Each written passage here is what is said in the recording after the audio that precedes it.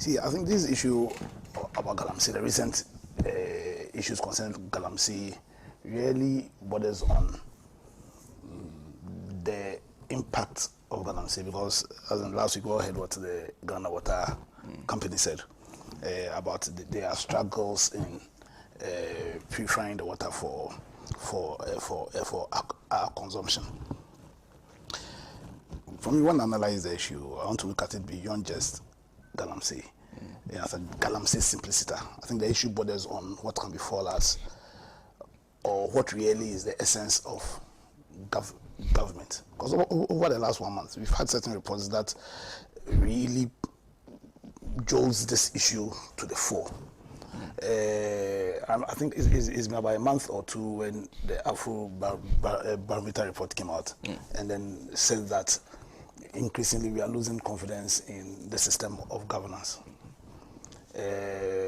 Also, I think Ghana, for a country whose economy has largely been built on cocoa, because when we talk about cocoa, we talk about Ghana. There have been reports that our cocoa productivity is really shrinking to the extent that Ghana, the home of premium cocoa, struggling to raise financing from outside to purchase cocoa. Personally, I've never seen the sense in we going to procure a facility in foreign currency to buy cocoa in CD. However, the fact that there was always a clamor by finance houses to plug into our cocoa powers by way of granting us financing gave us comfort, because then it told us about the confidence the world had in Ghana's cocoa industry.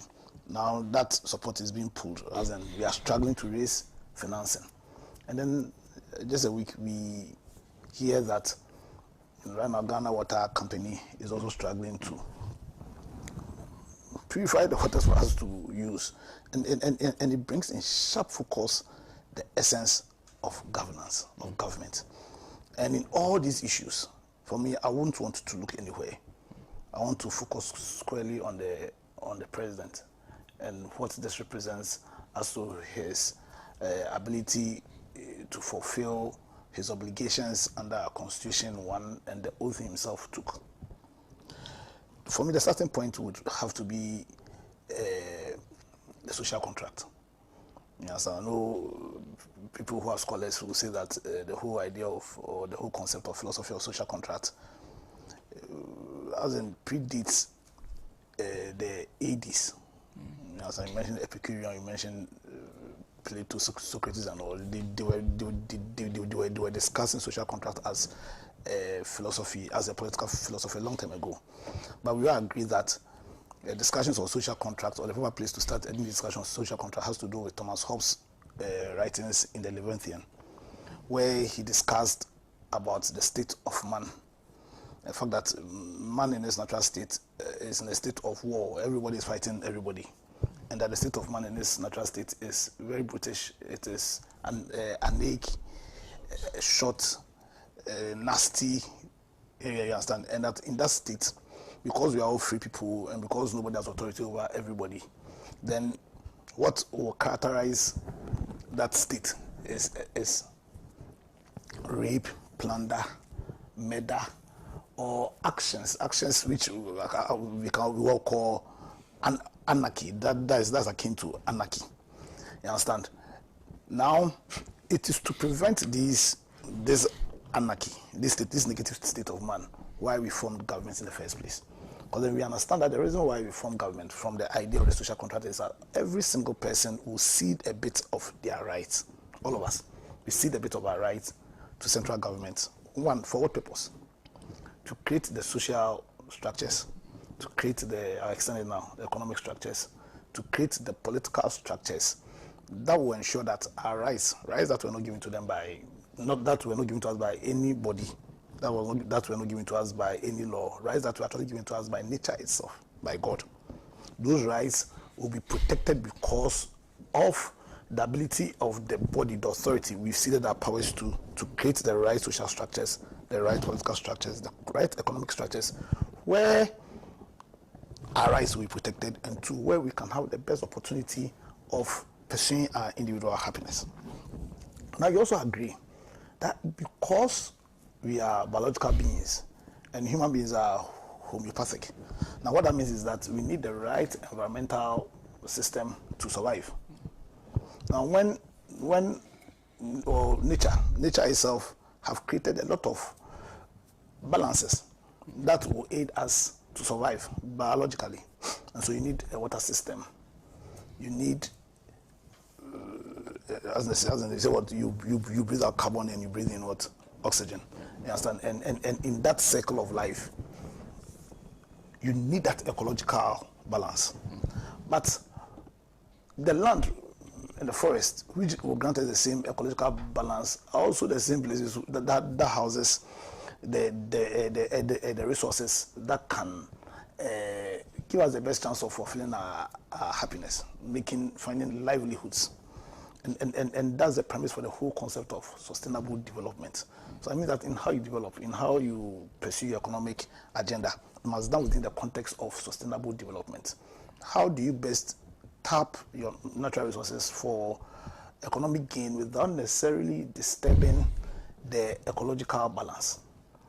Now, this tax is part of the reason why we entered into a social contract, because we understand that no one of us individually can create that system where we use our resources for economic gain without affecting and impacting the ecological balance. Indeed, one of the biggest rights we ceded per a 1992 constitution was a right that says that even though we all know, we understand that when it comes to land, when you want to define what land is not, it goes beyond just what is on the surface. But land includes your right over everything that goes all the way to hell, for want of a better word, and all the way to heaven.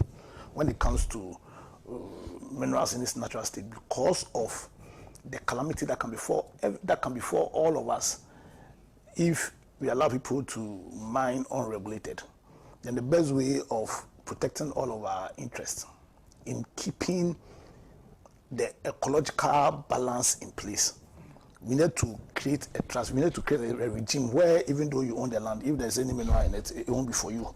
Because that's the only way we can keep that ecological balance, which can impact all of our lives. So in the social contract we signed with our government, we said, listen, we are going to see that as a bit of our individual rights. We are going to allow you to tax us. We are going to allow you to take a bit of our income, our revenue.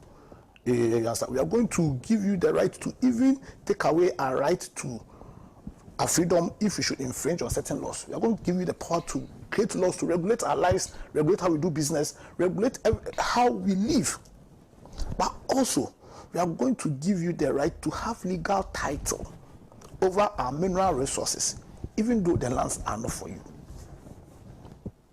Except to say that you are going to hold them in trust, and you are going to hold them in trust on behalf of every single person who is a Ghanaian.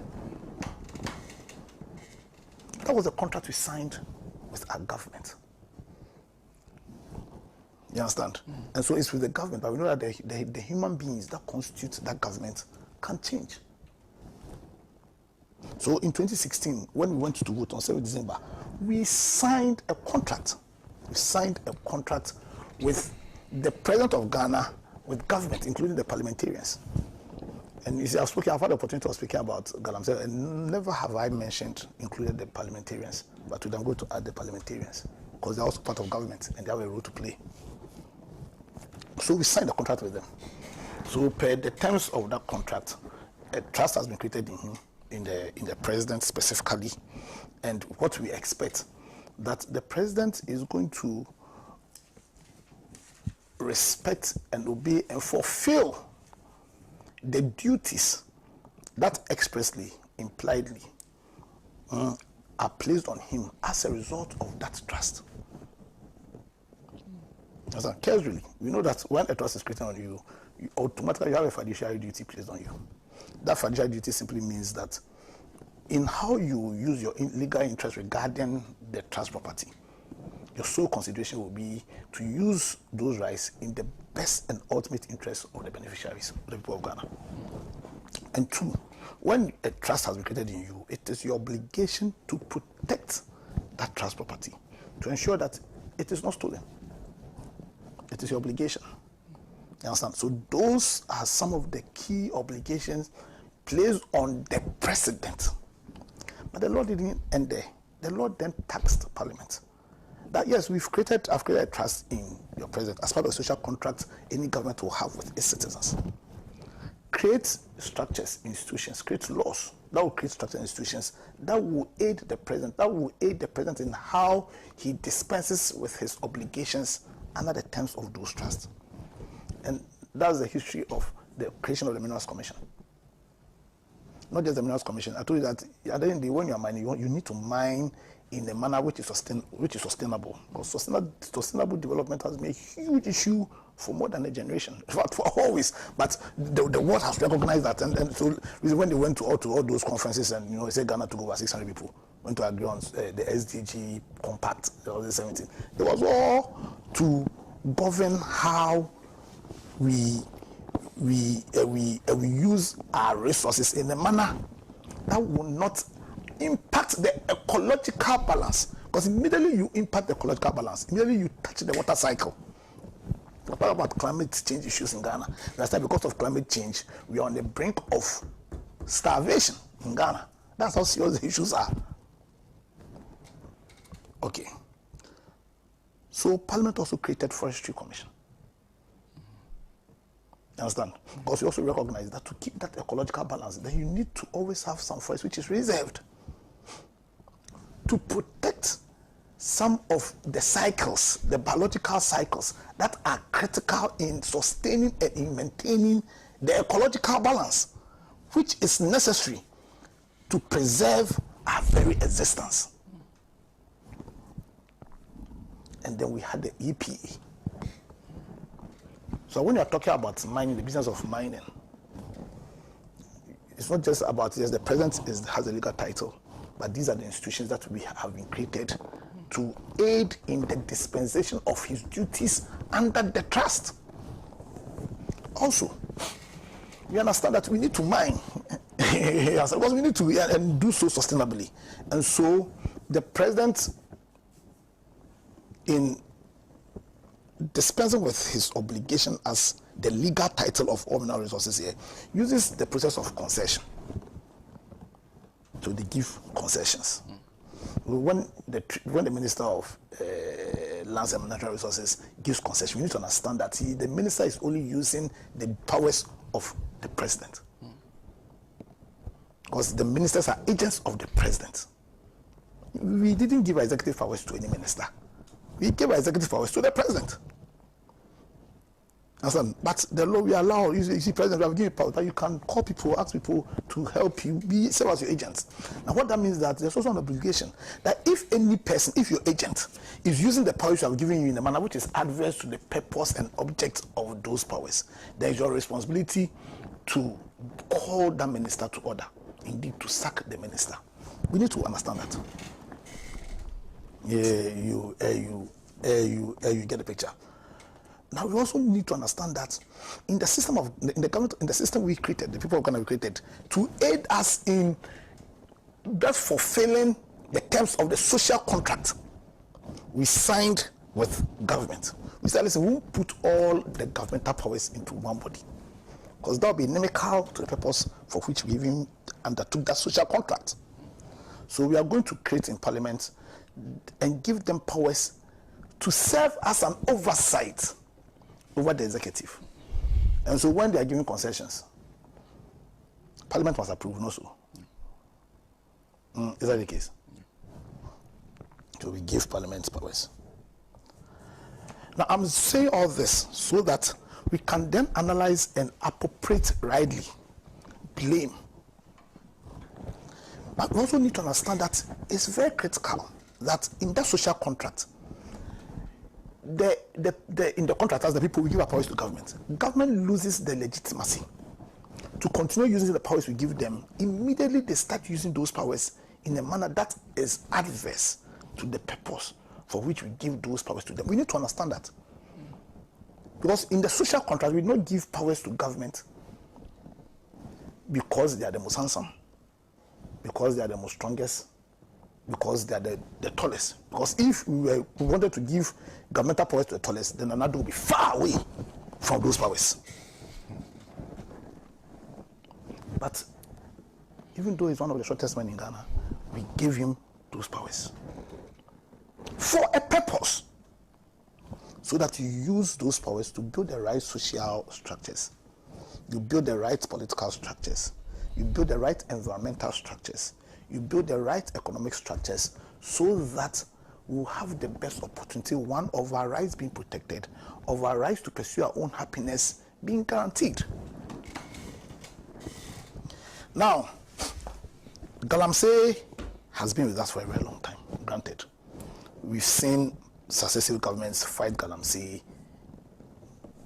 to their best of abilities. We saw President Akufo, how he fought Galamsey. We saw Professor Mills, how he fought Galamsey. In 2013, we all witnessed the war John Mahama waged against Galamsey. In 2016, Ghanaians collectively said, listen, not just Galamsey, but in how John Mahama, you've handled all issues concerning governance. We don't think we would want to renew our contract with you. So emphatically, for the first time in the history of this country, we give John Mahama 44%. He said, no, this the job of creating those structures that can fulfill the terms of the contract we signed with government. You cannot handle it, so please take a rest. So for me, if you're talking about Galamsey and its negative impact in 2024, Mahama's name shouldn't even come in. Unless if he's coming, then means if Mahama's name will come in, then you are going to look at what he says he'll do to fight Galamsey in case he becomes president again in 2025. If you're talking about Galamsey now, then the only person we should consider is the person we've granted our powers to from 2017 till now. He's the only person we should consider. So how has Nana-Addo fought Galamsey? Especially when he came in and was saying all the beautiful things. I'm going to put my presidency on the line. So the president came. The first thing he did was to sidestep the structures the Constitution felt needed to be created to aid you, the president, in the fight against illegal mining. He said, we all need to understand. Sometimes we seem to confuse things. Galamsey is not the same as small-scale mining. We need to understand that. Galamsey is not the same as small-scale mining. Galamsey is simply any mining which is done outside of authority. Now, when I say outside of authority, see, even the license, sometimes we have so many kinds of licenses. We have the exploration license, we have different licenses. We have some licenses which just gives you power to go and determine whether or not indeed you have minerals in commercial quantities there. So if you use the license that you have been granted in a manner outside the scope of that license, then you've committed illegal mining. You've mined illegally. You understand? And I think, I'm sure my brother here will better explain things, himself being in the mining sector. In fact, even if you use practices which are not agreeable to mine, you've committed illegal mining. So let's understand, because small-scale mining in itself is not bad at all. Indeed, any government that is serious, that wants to aid in alleviating poverty and creating livelihoods, needs to find a way of supporting people in the business of small-scale mining to mine and mine well. Yeah, you understand? But we're talking about Galamsey here. Now, when Nana-Addo came, he said he was going to fight against the act of people stealing government. Because when you do Galamsey, he said what you're doing is you're stealing the property of Ghana, one. And in the manner in which you are stealing the property of Ghana, you're also destroying that ecological balance that we're all talking about. Also, the obligation on the president, because of, I'm talking about the same environment and the need for us to preserve the environmental integrity of this country, to give us the best chance of surviving, because we are biological beings. Is to ensure that the forest that is reserved, the forest that we say is reserved, you do not allow people to enter and disturb the balance there, to disturb the ecological balance there. And Nana-Addo came, he said all the right things. Strangely, he did not, clearly when he came, he knew. Because when you read Prof. Frimpong-Boaten's report, one of the key things he says that the institutions that we created to aid the president to dispense with the trust we created in him were not strong. The Minerals Commission were not strong for whatever reasons. So I would think that when you have the chance of being president, you find ways of strengthening the institutions whose duty it is to regulate mining. Okay. So you strengthen the Minerals Commission, strengthen the Forestry Commission, you strengthen the EPA. When the president came, his approach was to create a parallel institution. I think Mama also made the same mistake. The interministerial committee thing. You understand? So he created a parallel institution, claimed to be fighting Galamsey anyway. Prof. Watson's report is saying that in 2018, the president, having recognized the importance of safeguarding our forest reserves from being entered and mined, gave clear instructions to his minister. Minister, stop issuing any mining licenses for any mining activities in the forest reserves. The minister flouted those orders. Gave licenses for people to go and mine in the forest reserves. What did the president do? Indeed, the report claims that the head of the Forestry Commission, one of the bodies, because it's a balancing act, the mineral people, they are mining, but because I'm talking about sustainable development, you need a Forestry Commission to also regulate how they can mine and mine sustainably. Same with the EP, regulate how you can minimize the impact of the mining on the environmental integrity. But they're all complicit. They're all complicit. And most critically, the report is saying that people in the president's party were engaged in the politicians themselves. The people, the system we created for that we need to give political powers to create systems that will best protect our collective interests. They were engaged in mining. And the person we gave our executive powers to create the right structures, enforce the laws. The president slept. He slept. The report was granted him, and I've heard MPP communicators say that indeed it was Prof. Watson's personal report. And so, because it was Prof. personal report, and you, the person in whom a trust has been created in you, the commander-in-chief of Ghana Armed Forces, you, the person who's supposed to have the first-hand information as to everything happening in the length and breadth of Ghana, who's supposed to know that the water bodies were turning brown, who's supposed to know that the water bodies were mercury-laden, cyanide-laden, arsenic-laden. He ought to have those information. Where the report had been given you, a report that said that, listen, we are losing the fight against Galamsey because the people who are actually doing the Galamsey are from your party. I know the report said that the people from the NDC also, simply to say the other Ghanaians also involved in Galamsey. But I can bet you, if you, the president, use the executive power to stop your party apparatchiks, if you sack your MPs and ministers you hear are doing Galamsey, 80% of the war against Galamsey will be won. Immediately, he sent a loud signal. But the president slept. He didn't do anything. The president simply, when he was called to fulfill his obligations under the social contract he signed with the people of Ghana, he turned his head left. He turned his head left. He refused to respect his obligations under the terms of the contract we signed with him. Okay, so the president, what did our representatives in parliament do? Indeed, my heart was broken when I heard a leader in parliament calling for a debate.